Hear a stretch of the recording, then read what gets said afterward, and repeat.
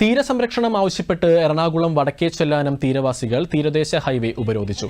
സ്ത്രീകളടക്കം 500-ലധികം പേരാണ് പ്രതിഷേധ പരിപാടിയിൽ പങ്കെടുത്തത്.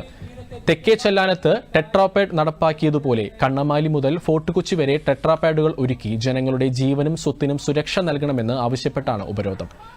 എറണാകുളം ജില്ലാ കളക്ടർ അടക്കമുള്ള ഉന്നത അധികാരികൾ നേരിട്ട് വന്ന് തക്കതായ ഉറപ്പ് നൽകിയാൽ മാത്രമേ സമരത്തിൽ നിന്ന് പിന്മാറൂവെന്ന് സമരക്കാർ പറഞ്ഞു. പദ്ധതി 7 കിലോമീറ്റർ വരെ എത്തിയപ്പോഴത്തേക്കും അത് 10 കിലോമീറ്റർ നിർമ്മിക്കാനുള്ള കടൽഭിത്തി നിർമ്മിക്കാനുള്ള കാശ് തീർന്നു പോയി എന്നാണ് പറയുന്നത്. പുതുതായിട്ട് ബാക്കിയുള്ള സ്ഥലങ്ങളിൽ കടൽഭിത്തിയും പുലിമുട്ടും നിർമ്മിക്കാനുള്ള കാശില്ല എന്നുള്ള നിലയ്ക്കാണ് സർക്കാർ ഇപ്പം നിൽക്കുന്നത്.